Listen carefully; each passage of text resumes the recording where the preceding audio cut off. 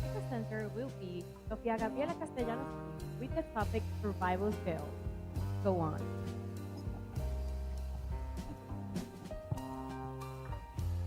John awoke in a hospital bed, disoriented and confused, following the devastating attack on his school. In the room beside him, he could hear the anguished cries of parents mourning the loss of their child, while his own parents expressed a mix of overwhelming relief and joy at his survival, tears streaming down their faces. John couldn't help but drown in guilt. Well, now, you may be thinking, well, that's one heck of an overreaction. But no, it is a real trauma many people go through. This feeling is called survivor guilt. It is defined as a mental health condition that occurs when a person believes they have done something wrong by surviving a traumatic event in which others did not. This feeling of guilt and shame can be overwhelming and can lead to a range of mental health issues such as depression, anxiety, and PTSD. PTSD being post-traumatic stress disorder. Survivor guilt is often associated with various traumatic experiences, such as natural disasters, military conflicts, or personal tragedies.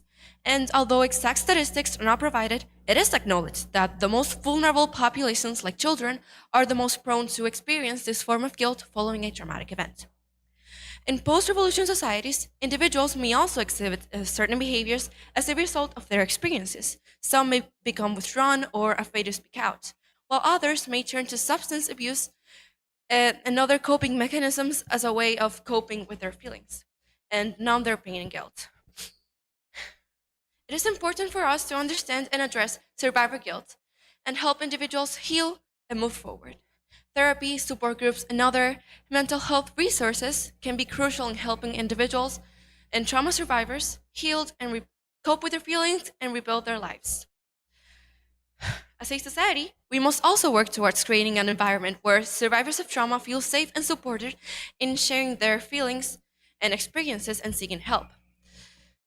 By recognizing and addressing survivor guilt and post-revolution behaviors, we can help trauma survivors heal and rebuild their lives. Now, do you remember John's story from the beginning? Think about him and what he went through having survived that incident. Knowing he is alive and well, but other kids are not. Knowing his parents were as relieved as ever, seeing he survived, but other parents drowned in grief after losing their child forever. Now, how would you feel if it were you in John's place? Thank you. That was a really good topic.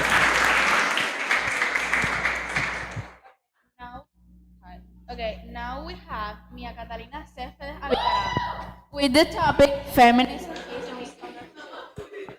Feminism. Just hearing that word can evoke strong emotions. For some, it's about empowerment, equality, and progress. For others, it's unnecessary, hostile, or even divisive. But why is that? Why did feminism advocating for equality become so misunderstood? Today, I'm here to unpack why feminism is misunderstood and why it's a movement for everybody. It's about advocating the social, political, and equality of the sexes. It's not about hating men, demanding traditional values, or putting women above men. It's about leveling so that everybody, regardless genders, have the same opportunity, rights, and dignity. The most common misconception that people have of feminism is that feminism is anti-men, and that's far from the truth. Feminism isn't about attacking men. In fact, it seeks to liberate everybody from the harmful effects of patriarchy and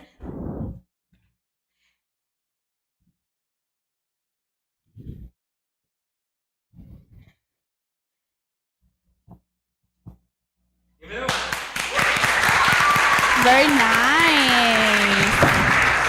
I think it was an amazing topic, Maya. It was really something we should have in mind. Very well expressed, very controversial, but very well expressed. Now we have Rodrigo Marchena with Young History. Hi. Today, I want to talk about how young people around the world are leading protests and changing how we see the world. For example, Greta Thunberg, at just 15 years of age, led a one-person protest in front of the Swedish parliament, which, with the months to come, turned into 1 million people around the world demanding action to be taken against climate change. In the US, after a tragic school shooting, in Parkland, Florida, student led passive protest against, against bad laws concerning gun control and demanding safety in schools. But young people haven't been doing movements against injustice recently. Around history, young people have always demanded justice and equality. Think back to the 1960s US civil rights protests. College students, like those at the Greensboro sittings, fought racial inequality together with those across the South at lunch, chanting for justice and equality. Back in Paris, a little further, in 1968, students led massive strikes during 1968 that inspired workers to do the same thing, to do strikes, to get attention from the government, creating reforms and new laws that changed how life is in Paris to this day. Mhm. What I want to say with this is that youth has unique power to change with their passion and fresh perspectives of the world. They often lead fights against inequality, not for themselves, but for others who cannot fight for themselves. To remind them that change doesn't come with time, it comes when others, often the youngest among us, dare demand it. Thank you for listening. Thank you so much. Super interesting. I would definitely fight for my crush to give me his attention. I think it was a really good topic. Okay. Now we have Rafael Daniel Rivas with the imminent fifth industrial revolution. Ooh, Go on. nice.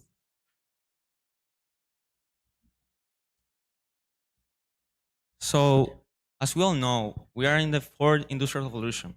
There have been four industrial revolutions throughout history. The first brought us mechanization. The second introduced the electricity. The third digitalized the world. And now we are ongoing into the fourth industrial revolution, which is such a combination of digital, physical, and biological technology. So, but what's next? The fifth industrial revolution is in the horizon, and it's expected to arrive in the 2030s, bringing sustainable innovations and focusing human-centric technology. So now, your parents may have advised you, told you, or even pressured you to choose a career that has value in the future and roll out professions that were relevant in the past, but now are becoming obsolete in the society. So let me tell you that I'm going through in the same situation. But why should you, the youth, adapt to this industrial transition and cares about? This, the answer is simple, really, and it's because the the job market, and the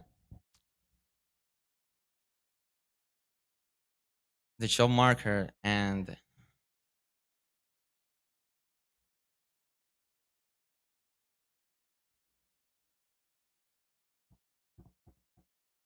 sorry, so the reason, because according to the statistics of 2016 McKinsey Global Institute, these AIs and robotics combined can or could replace in the manufacturing industry the fifth to 77% of the jobs. In in transportation and logistics, 40 and to 50% of the jobs, and the financial services to 40 to 50% of the jobs. And what I mean conclude, sorry, is that although the AIs can almost replicate like the brain, the human brain, there is still a hope, and it's a factor, a differentiation factor called emotional factor that makes human different from AIs and robotics. And this factor, emotional factor, is creativity, innovation, and empathy that makes humans couldn't replaced by AIs. Um, thanks. Thank you so much. That was hi. really good, don't you think? Yeah, it was very interesting. Something that we might need to explore a little bit more. So, can you please come by? Interview. Hi. Uh, You have a you microphone. have, okay. Oh yeah. Hi, how are you? Stressed a little bit. So first of all, we wanted to know why did you choose this topic? Like, what made you I talk about watched this? videos like 2 years ago about this industrial revolution, and it's very interesting for me. And I choose it because I see the opportunity for express my opinion about that topic, and yeah, that. That's it. Why? While making this speech, what did you learn that you didn't know? Mm, like the percentage, a percentage that I describe in the industry, manufacturing, logistics, financing services. That's a little alarming percentage, and I want to express. Yeah. Okay. So, do you think that we, as Gen Z, will be able to watch this fifth generation, yeah, come by for us, or do you think it will be our children or our grandchildren that will be Well, I in it? explained. No, I think I didn't say it. The fifth industrial revolution is expected to arrive in 2030s, and it's a little worrying about that we are going to experience that. So And really close. yeah, and so it's Okay, our thank you turn. for Thank you for your time. Really like your team. Okay, now we have Isabela Che Fernandez with the topic Revolution of Teenagers in this era.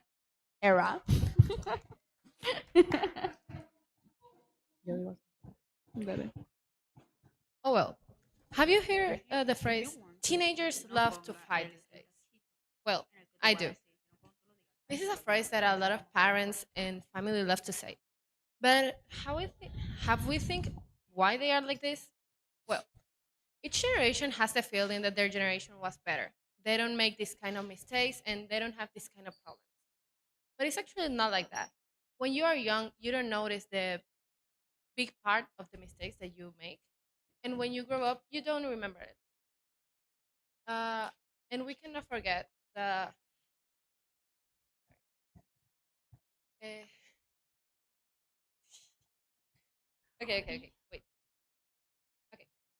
Uh, every everything has something in the back, if I can say it like this. The most of the time, the cause of the rebelling teenagers, if we can say it like that, is their family. And I'm not saying that their parents cannot teach or that they are doing something wrong. It's not like that. It's more that sometimes, the most of them on purpose, they put too strict rules, or in the other side, they don't put rules at all. And this can be a problem in a world that actually have rules and things that you have to follow because of society or government. And we cannot forget, growing up, it's not easy. Being an adult, it's not easy at all.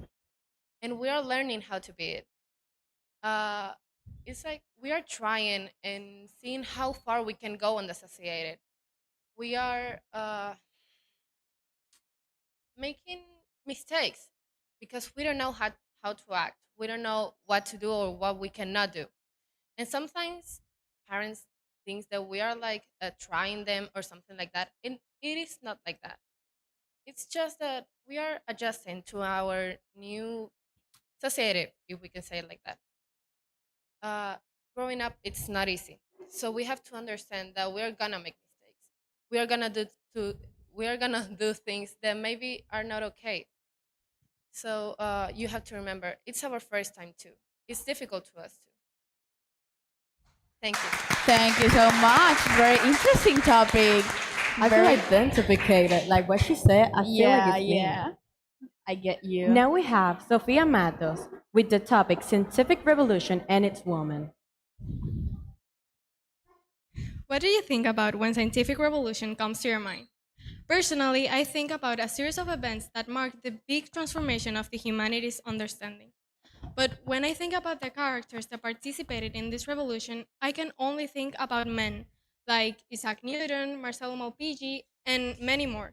But what about women? Did women even participate in this revolution? My name is Sofia Matos, and I will be talking about the scientific revolution and its women. During the 16th and 17th centuries took place the scientific revolution. There was a drastic change because the new science replaced the Greek view of nature that had dominated science for almost 2,000 years.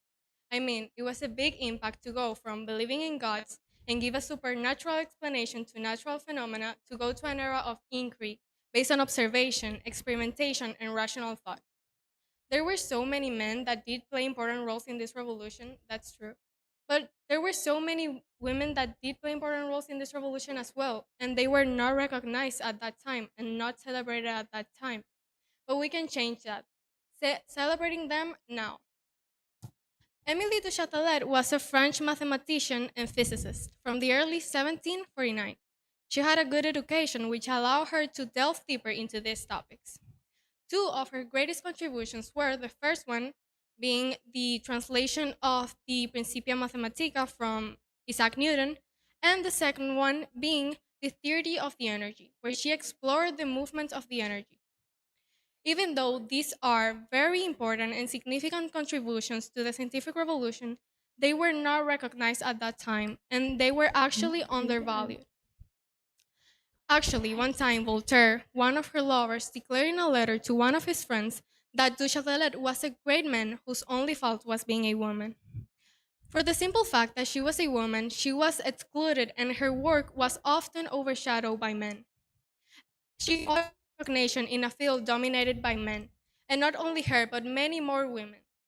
Nowadays, women have so many more rights than at that time, but the only way to really value this is to actually know our history, know where we come from, and honor all the efforts that these women made for us. Thank you. Very good. Very interesting. Now, Sophia, can you come by for a little Can interview? you come?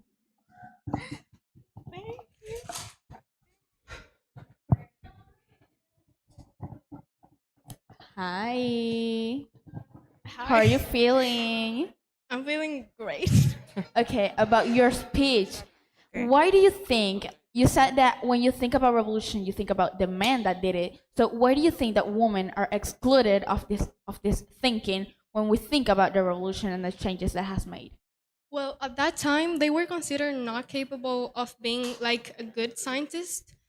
They were considered not capable of being smart. They were considered not capable. And right now, I really hope so that that has changed.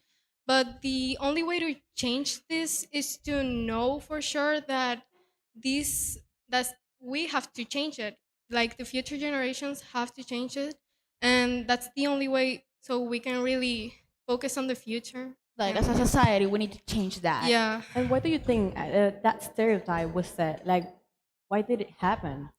Well, men for like naturality, like they are very demanding. They are Yeah.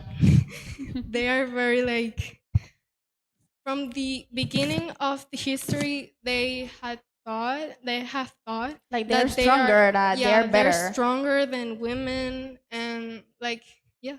Yeah, okay. Thank you. Thank you so much. We love your topic. And now we have Carlos Federico Sanabia Baez with the topic The Role of Youth in Revolutions. Hi, everybody. I'm gonna start saying that we are not just the future, we are the present. Young people have always been the driving force of all the revolutions. Well, the cultural, political, or social events, we all have been leading the way. So, how many of you guys have heard from an old person that tells you, young people, that you are the future? Because now I'm here to say that we are the present. We innovate, create, dream, and can make changes now. So look at the company selling to us now their product. We are literally changing the market. We decide what is trending, what is out, or little TikTok dances, the games we play, or hashtags, everything is creating how industries shift. So games like Fortnite are including big names like Ariana Grande, J Balvin, LeBron James, Billie Eilish, or The Weeknd, and so on, with the intention of appealing to us and maintaining the relevance. So it is no secret for all of us that our voice matters. Because if we want to make the President of the United States dance on live television, we definitely can do it. And we definitely can make changes. So the sooner as we stop thinking about the narrative of tomorrow and start thinking about doing things today, and yeah, we will better and the powerful will be. Thanks. Thank you so much for your time. It was a very good topic, very good way to talk about it. That was great. Now we have the expert here with the topic from protest to policy. That seems nice. Okay.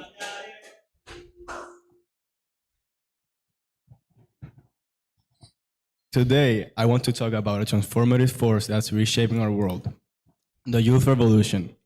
We've witnessed incredible movements led by young people, from climate strikes to social justice marches. But how do these protests translate into meaningful policy changes? It's one thing to protest and another to influence policy. The transition requires strategy. Let's break it down into a couple of steps. In today's digital age, social media serves a powerful platform for mobilization. A single Twitter post can reach millions. Take the example of the March for Our Lives in 2018.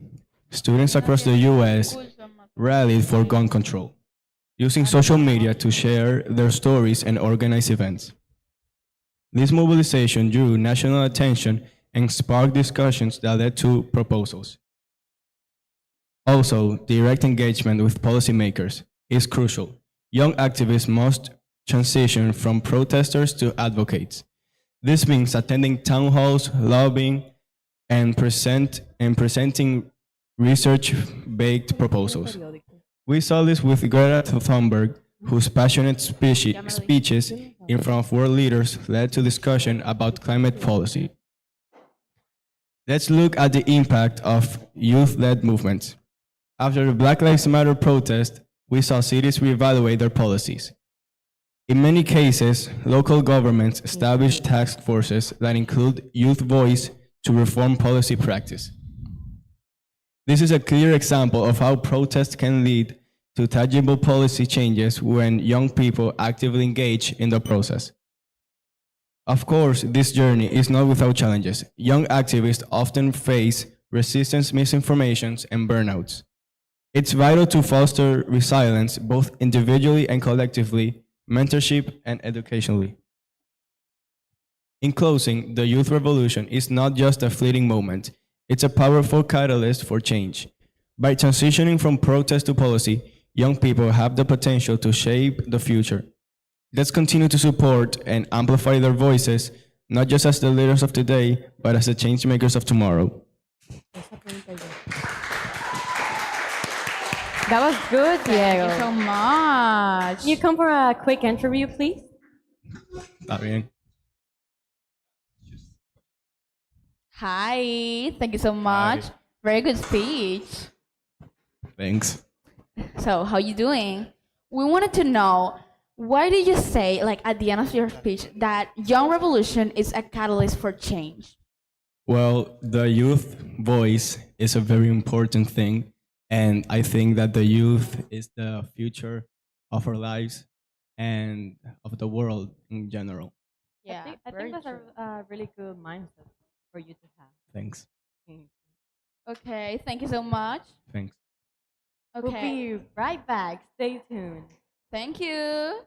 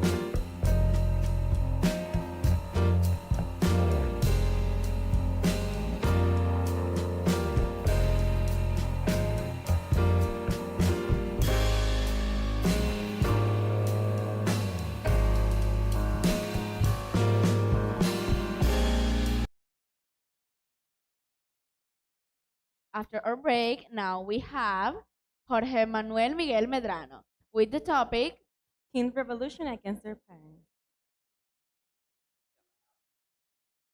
Consider this scenario. You're a parent trying your best to raise a child in a world that changes faster than you can keep up with. Yeah. You have certain values, beliefs, and expectations about what life should look like. You worked hard to pass those on to your kids. And yet, one day you wake up one day as a teenager seems to be on a mission to challenge everything you taught them. They reject your advice, challenge your rules, and seem to be leading a revolution against their parents. Welcome to the teenage revolution against their parents. This is the end of the struggle. It's not a revolution against love nor a vote for independence, for identity. For generations, teens have been trying to push back on their parents to try to carve out space to figure out who they are. But the thing is, the landscape for this battle has never been more complex. Technology, social media, and modern pressure creates a world that's vastly different from the from the one their parents grew up with. And this tension disconnects them from their parents. But from the parents' perspective, this uh, this not end the struggle. Not a revolution, I guess. I know. From the parents' perspective, this feels chaotic. Many try to take control, but this also backfires. Eh, no. The real challenge is in stepping back, allowing teenagers to make mistakes while providing trust. And ultimately, this topic is about a growth on both sides. It's about the parents and the teenagers building a strong relationship with the other two. Thank you. Thank you so much. Thank you. Very good topic. Very according. Now, please come by for a quick question.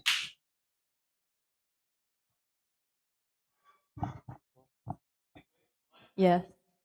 The mic is there. The mic is there. Hi, thank you so much. Very good topic, very according. Now, we wanted to know, why do you think teenagers rebel against their parents at this age? Well, maybe it's just something that comes natural in their brain because of development, and it's just something natural because their brain are wired for exploration, and their brains are like a concha. Like, like their brains are like in fight response mode. Yeah, Fight or basically, flight. and they're like in a stage that their brain is still developing, and they're still trying to discover new things, while their parents are still trying to enforce rules that they're not supposed to be enforced. Yeah, with I the think that's a very emotions. good answer. Thank you. Okay, thank you so much. That was all. Very good. Now we have our very good friend Ian Barinas with the topic Digital revolution. black. Black. The discovery of fire, the advancement of medicine, and the invention of electricity, they have all been massively impactful for society. But one of the biggest steps has to be the digital revolution. It has transformed education by expanding access to information and resources online, enabling personalized learning experiences and allowing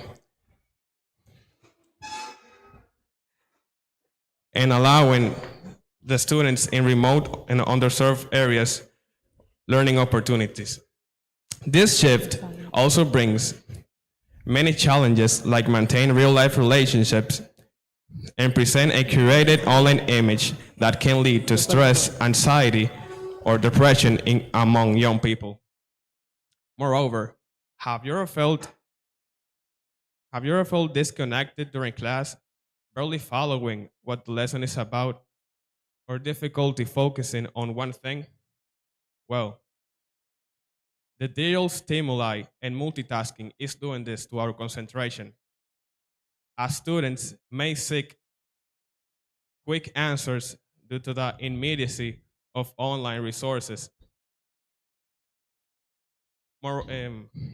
We can't deny that the digital revolution has been very helpful for not only for young people but also for society as a whole. But if it's used incorrectly, it can negate these advantages and have a negative impact on our personal life. In my opinion, the key to use the internet and social media correctly is by having a balance between your personal life and your digital life and being aware of which content is beneficial for you. Thank you. Thank you. Very good topic. Please come by for a quick interview.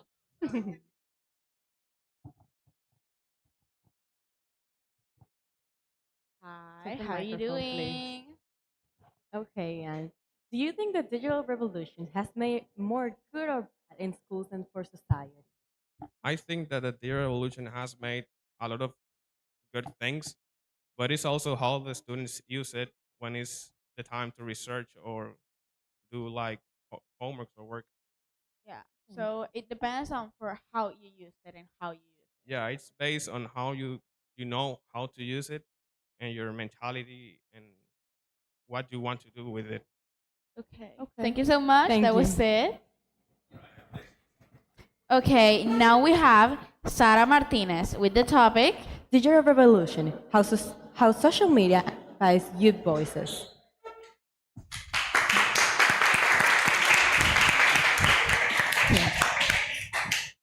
Imagine a world where young people whose voices, let's say, couldn't be heard, have the power now to shape political and social discussions.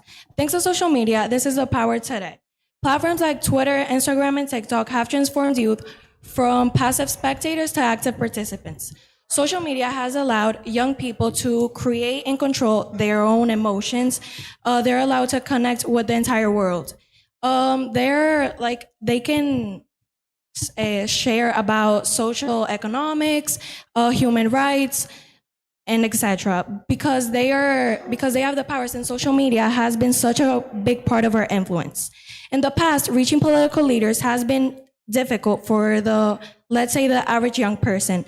But today, they're allowed to engage with them directly, since they can talk with them via social media, via DMs. They're allowed, for example, the movement #NeverAgain, formed after the Parkland school shooting, saw students using social media to engage directly with politicians, policymakers, lawmakers, and activists. Social media became the megaphone social media became their megaphone, amplifying their voices, and making themselves heard. And for example, the movements also, let's say, influence some movements. Movements like #Black Lives Matter and #MeToo were amplified by young voices sharing their experiences and stories about these movements. Sharing their experience and movements. So let's remember that every time you post something on Instagram or social media, you're having the power to shape the future one post at a time. Thank you. That was really good. Can you come by, please? Very good topic. Hi. Hi, how are you feeling? Good. Okay. We wanted to know, it's just one quick question. Okay, we wanted to know if do you think that social media has made any damage in the way teenagers socialize in these days? I think yes, because some people post, let's say, unnecessary things on social media, which young users, like maybe 12-year olds, 13-year-olds, if their parents see what they're watching, they might not be happy. Okay, so you think that it has made any change in how people grow these days, like mentally? Maybe because people share positive things on social media also. Okay, thank you so much. That was Thank all. you. Very good. Now we have Miranda Felix with the topic. The weight of acceptance. Very interesting. It sounds nice. Hello. Have we all heard about body positivity, right? Well, this movement started as a way to challenge crazy and unrealistic beauty standards and to empower bigger problems. Maybe these bigger bodies, sorry. Maybe this movement has helped a lot of people that have problems in the way they see themselves. The problem here is this definition has evolved so much that it's making more harm than good. And we don't talk about it as much as we should. Now let me explain myself. For example, a common app used by this youth generation is TikTok. Maybe you have heard of it or maybe use it. Scrolling through your For You page, you can find a video of a girl singing or dancing with notorious obesity. You go to the comments, and all the comments are like, "Go girl, you can do it. Never change. You're beautiful just the way you are." Okay, yes, maybe she is. But these comments can't be more far from the truth. We should be promoting body positivity and health, not body positivity and obesity. The way body positivity exists in this generation is ignoring or minimizing the health risks that comes with obesity, such as diabetes, heart disease, hypertension, and more. We can't deny that this movement has helped a lot of people. Has helped a lot of people. But we should couple self-love with the pursuit of health. Promoting health isn't fat shaming. It's just caring for yourself. Thank you. Please come by. That was kind of controversial, but very well expressed for how it was. Please come back. It's just a quick question.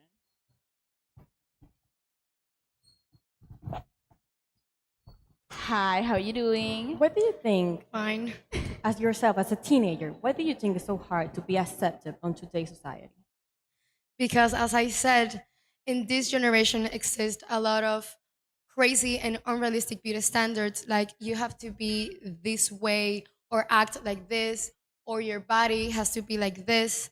So that I think that it's working in every teenager mind that we should be a certain way. Yeah, thank You're you so telling the much. truth. That was very good.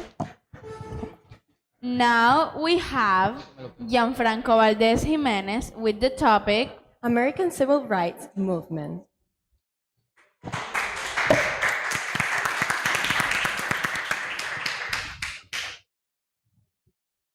Hi, good afternoon. My name is Gianfranco Valdez, and we need to talk about something very important. We need to talk about American civil rights and how I think they're in danger. I see American civil rights as something very important, such as every civilian should have them. However, they are being violated in the American state. Let's take an example. Lately, we've seen a very increment in violence these years. I want you to picture something. I want you to picture a classroom full of kids. They're studying for an exam, right? And they feel safe, they're peaceful. However, they are suddenly torn apart by violence because of one kid decided to end everything, right? The school shootings are very important. And families and communities are being destroyed. However, this is related to American civil rights. And we are not making it important. We need to do it. People's voices are not being heard, such as American communities and Black Latin communities. I see it as a very important topic, right? Because they're being suppressed. Did you know Latin communities can't vote in the United States? It's very difficult. They need to work very hard for it. And I want to take another example. I want to talk about Breonna Taylor and George Floyd, who are two Black individuals who were killed. Well, they say it was a mistake, but it wasn't. It was a violation of the civil rights. And I think voices should be heard. Voices should be heard. And I see this as a very big problem, and it is expanding every day. Violence is incrementing. And we need to do something. We need better education. We need to stop vote suppression. We need to make the officers accountable for their acts, and we need to stop them. I want to propose better education. I want to propose Black communities and Latin American communities being heard. I want them to have a voice, and that's something they don't have currently. Most people say they do, and most presidents and candidates say they do, but they don't. Maybe the civil rights say they do, however, they don't. Because every day we see another case of racism, another killing spree, and that is not good because people die every day and their communities are being marginalized. And I want this to stop. We need to take this accountable. Thank you. wow, That was amazing. very well narrated, very good topic. Very good I think way it of was really expressing. interesting actually because he's really talking about something that we have been going through a Yeah, like lot. something that it's happening in society in today's. Like, can you come back? Like, quick question. Hello. Hello. Hi. We're here to ask you, why did you choose this topic? Like, what made you realize that American civil rights were being ignored? And Well, why, as you said, you think the presidents say they will do the things, but they don't? well, I see this as a very common problem, and many people here choose topics that are very common and that do not have a great impact. However, I wanted to choose a topic that is very important because people are not being heard and they're being killed. You know, we see cases of killing sprees and shootings in schools every single day, and that's right. We are tired of hearing it, so we need to do something about it, and that's why I wanted to talk about it. That's very Your deep. speech was really amazing. I really liked it. Thanks. Very good. Thank you so much. Thank you for your time. Now we have Ingrid Teresa Castillo de la Cruz with the topic. How feminism is shaping our future.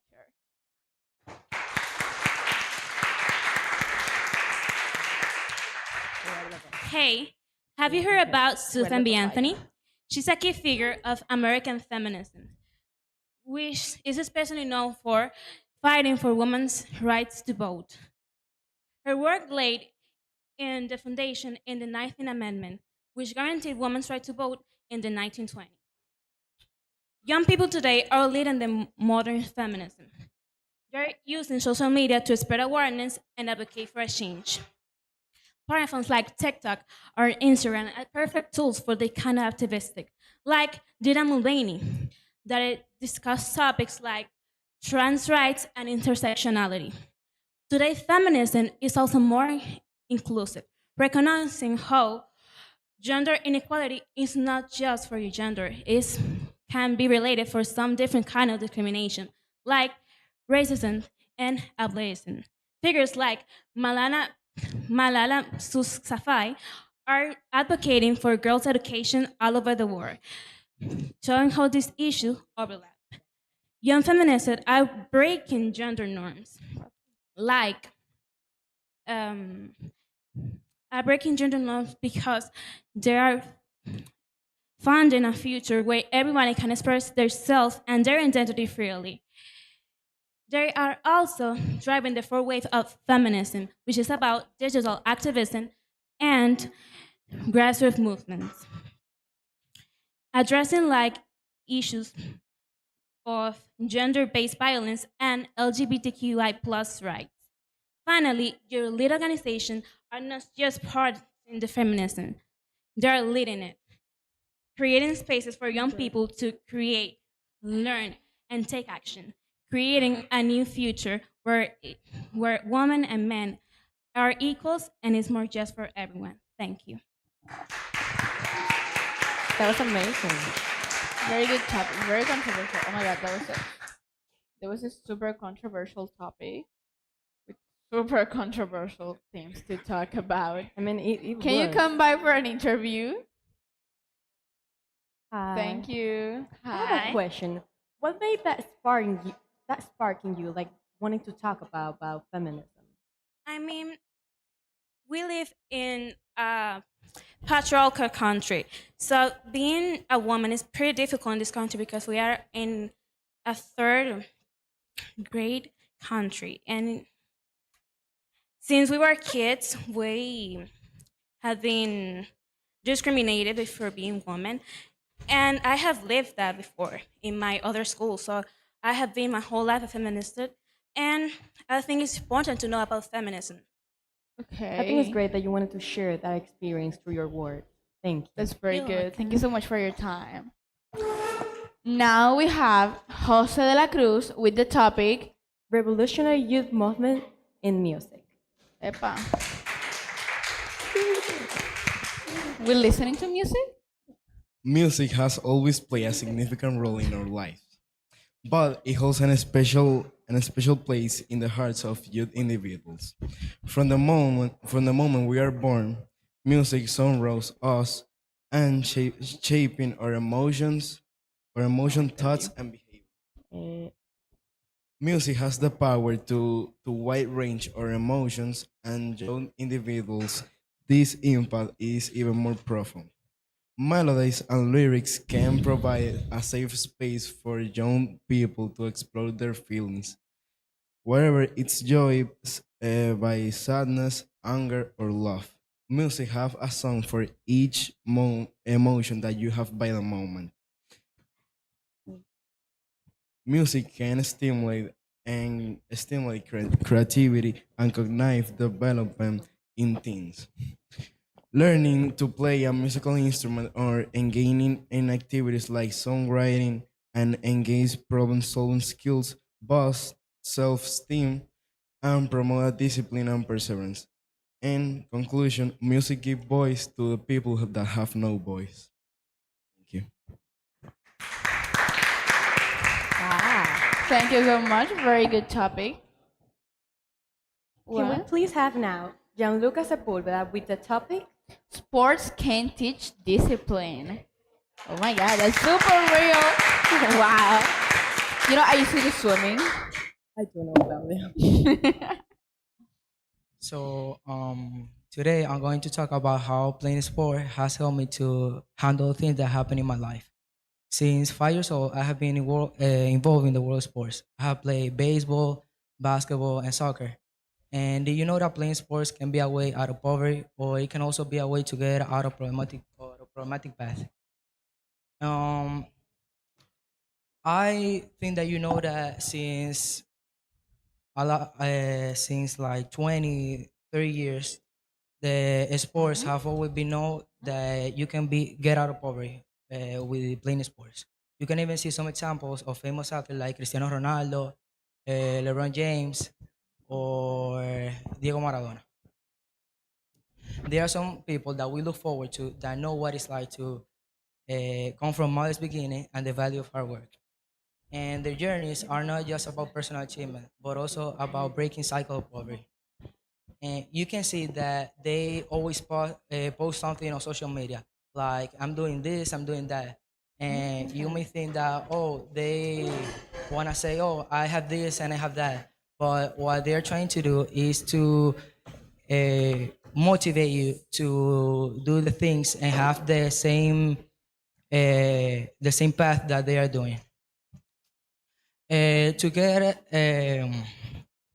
sports, you may think that they are just a pastime, but they are something. Sports is something that you can change the world in the playing sports. I'm gonna make an example of a program that I'm at that their name is Highlights, and we always say something that is you need to do what you like to do. If you demonstrate to the people that you have confidence in yourself and that you know what you're doing, they are going to follow you. And you just need to do what you like to do, and the people will follow you. Thank you. Great. Please come back. Hello, please come by for a quick interview. Hi, how you doing? How you feeling today? Okay, so your topic is the sports can teach us discipline. Yeah. But do you think it also can teach us other things? Of course, sports can teach most of the things that you want in life. Sports is, like I say, is a way to get out of problematic path, out of poverty, out of everything that you have in life. Sports is a life. Like, you think it can be like someone who grew up doing sports? Do you think it can be like better prepared for the future than someone who didn't? Of course, it's just not physical; it's mentally. Okay. That's a really good mindset to have. Thank you. Thank you so much You're for welcome. your time. Now we have Miguel Melo with the topic. Switching the beat. Oh my god, so much music. We should play some music All right. here. So,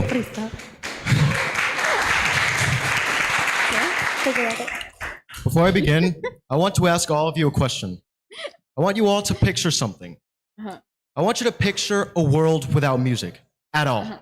Just a world with nothing but static and noise. That's sad. It's hard, isn't it?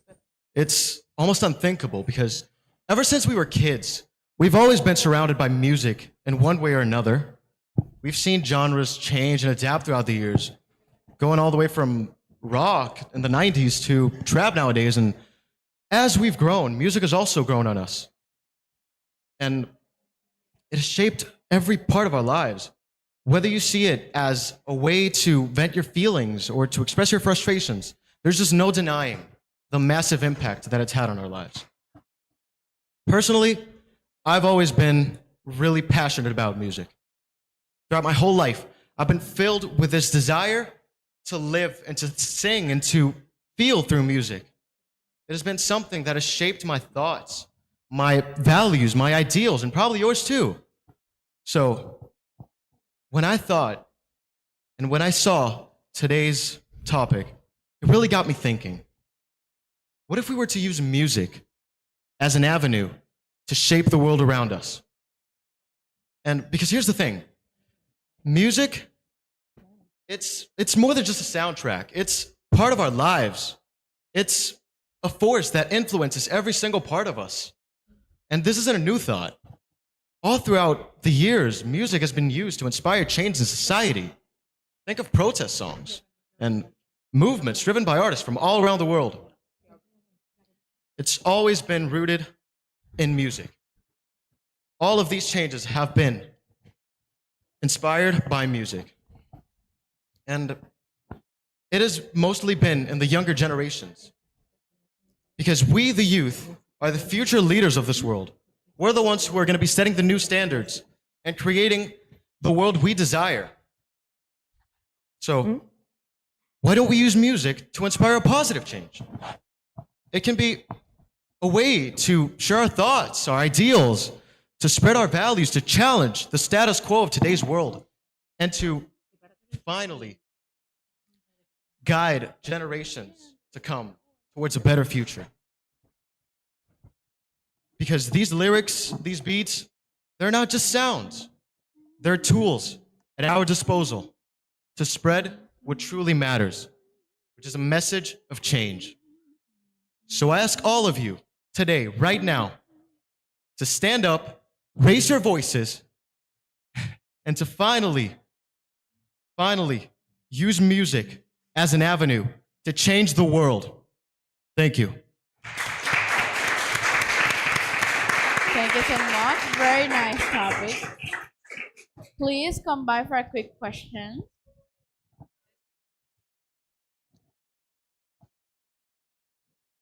Hi, how you doing? Hi. Hello, I'm doing okay. You said you were really innovated by music, but do you think you were born to do music? I strongly believe I was. My entire life, I've been filled with melodies and thoughts about music, and it's just a feeling I can't get out of my head. It's been part of me. I feel like part of a lot of people here too. Like in the future, would you like to dedicate to music like as a career? Yeah. If it's possible, I would strongly like that. Music is who you are. That's me. That's very good. Thank you so much. Now we have Rocío Donardi Collado with the topic, How do you contribute to revolution?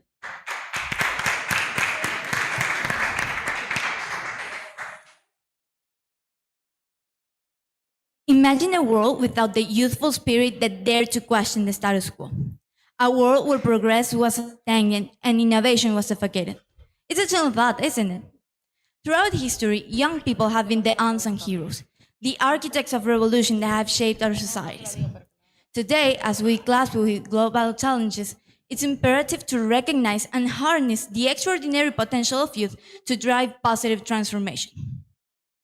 Young people possess a unique blend of idealism, neuroplasticity, and a desire for autonomy that makes them natural mechanisms for change. Their idealistic worldview fuels their belief in a better future, while their adaptable brains allows them to quickly learn new things and form innovative perspectives. Youthful idealism can be seen in countless historical examples, from the French revolutions to the civil rights movements. The Arab Spring, a series of pro-democracy revolutions across the Arab world, was mostly driven by young people who were fed up with authority and corruption. Similarly, the Black Lives Matter movement, which has gained a global momentum, is a youth-led initiative aimed at combating systemic racism and police brutality. Nowadays, the power of youth is undeniable. They continue to lead movements against the most critical issues of our time. By embracing their energy, idealism, and creativity, we can unlock the transformative solutions needed to build a brighter, more equitable future. The next generation holds the torch of progress, and it's our duty to help them carry it forward. Thank you. Good job. Hi, Rocio. Thank you so much. Can you come by for some questions?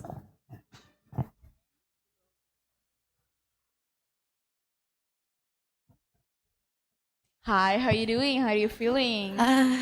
Relieved. Yeah, no nervous. Okay.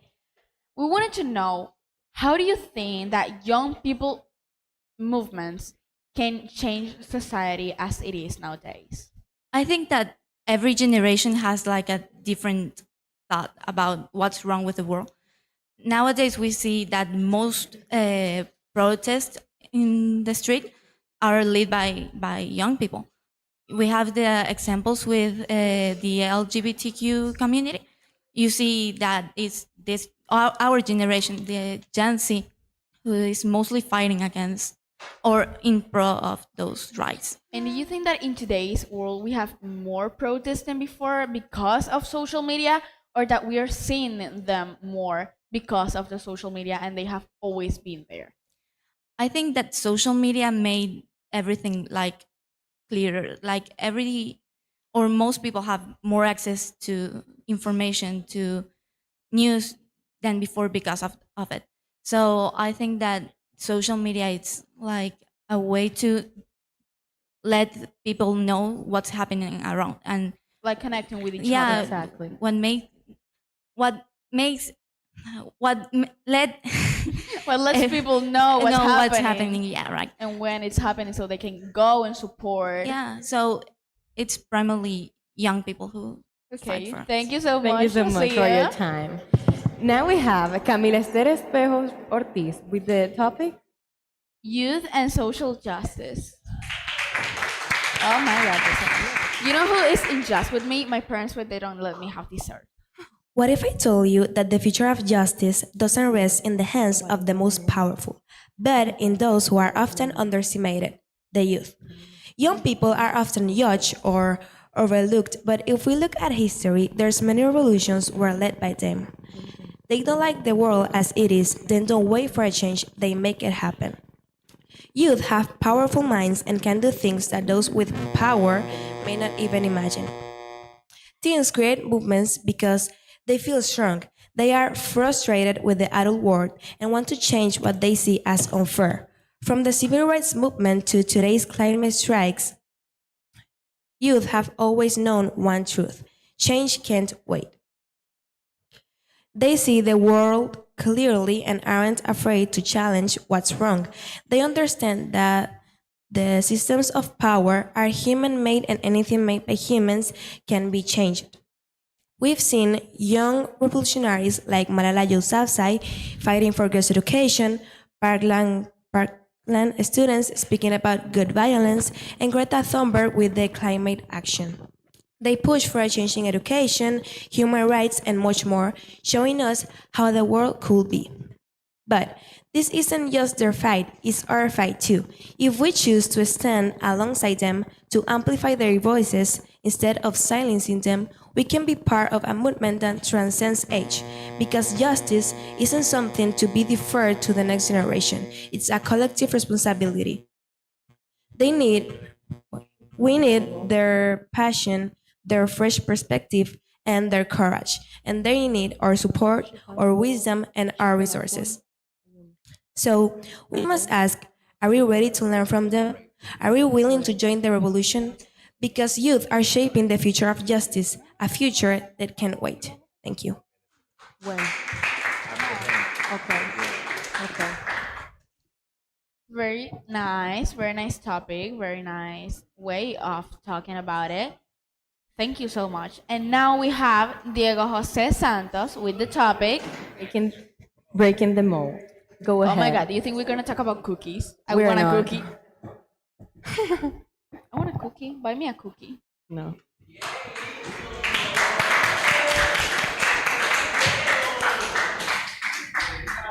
Uh, Pastries. breaking the mold. For decades, success has often been measured by traditional markers, but not anymore. Young people are embracing a more comprehensive view of success, such as that prioritizes passion over in- income and also well-being over the same thing, income. Young people today are attracted to careers that align with their values. They also actually do the things that they actually want, because if you work but don't enjoy what you're doing, this can have an impact on your well-being and state of mind, I guess. With the rise of gig economy, young people are becoming innovators at an outstanding rate. They are creating their own opportunities and pursuing side hustles that align with their passions. An example of uh, these people is Elon Musk. Even though he actually had money, it wasn't as big as it is today. He started with a company called Zip2, which he sold to Compaq for nearly $300 million, and this created the other things he has today, such as being the co-founder of Twitter, which now is X, also PayPal, SpaceX, Tesla, and other ventures. In closing, young people today are reconsidering success and career aspirations in different ways. They are challenging outdated norms and creating new models that prioritize fulfillment, purpose, and collaboration. This shift is not beneficial only for individuals, but also for the whole world. That was great. Thank you. Very nice topic. We were definitely not talking about cookies, but I need one. So let's just take a quick break and then we will be back. Stay tuned.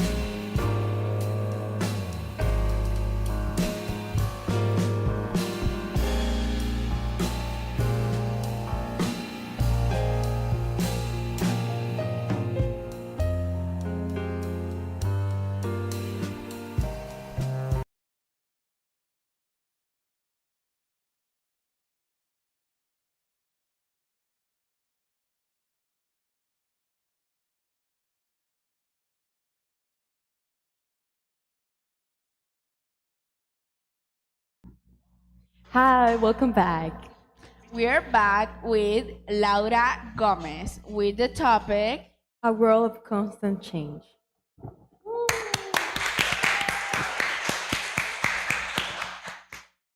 Good afternoon. Today, I want you to take a step back and think about your childhood. What was it like then? And how is it different from the world now? I want to share with you what it's like growing up in a world where change is not just constant, it's exponential. Imagine a world where the cutting edge technology of your childhood is obsolete before you even finish high school. Well, this is our reality. Adaptability isn't just a skill we've learned, it's something as natural as breathing. We have the knowledge of the world at our fingertips, and we question learning methods and career paths because we see a world of possibility beyond them.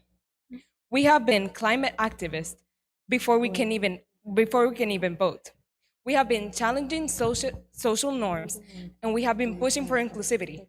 But why? Because this is the world we inherit, and it requires nothing less. This isn't just about technology. This isn't just about technology, it's about a mindset. Young people are the largest demographic group, and we are the ones worrying the most about any socioeconomic or political changes. Most, most youth movements have historically been established because of civilization or societal or cultural expressivity. But today, youth-led actions are fighting global challenges, from fighting for our environment to fighting for women's and girls' rights. So, as we stand in a crossroad of history, I want you to think, what does this do for our future? We're not only observers of change, we're the ones making it. So let's harness the power of constant change and think about the greatest constant, our commitment to getting to a more sustainable and just future, our commitment to making change, to making positive changes. Thank you. Awesome. Thank you so much, Laura. Can you come by for some quick questions?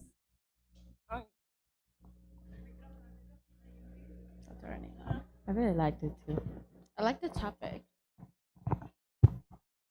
A world of constant change. Hi, how are you doing? Hello, great. Nervous? Yes, plenty. Okay. We wanted to know if you think that younger people are more adaptable, more capable of the change, of expressing the change, because of the technological changes. Like, you know, in these days we have like 2-year-olds being able to like go through a whole phone without. I don't think it's just technological. I think it's just what we've been taught and what we've been taught since we were little. Not only technological advances have been rapidly changing, but also social movements. Everything has been changing quickly, economic movements, political movements, and I think that's just what we're used to. Adaptability is something that we're just capable of because that's our nature. So you think this generation is more capable of adaptability than older generations? I don't want to say it like that, but technically yes, because I mean, every generation has had its up and downs, and it has been accelerated at different rates. But I think this generation is just more used to it. Yeah, Because and as, everything is just like for now, everything's just instant. and as we had another speaker said, we're almost in the fifth revolution, so that might be something. Exactly. Thank you so much, Laura. Thank you, guys. Last but not least, we have Ayumi Acosta Ariana con el topic Empowering the next generation.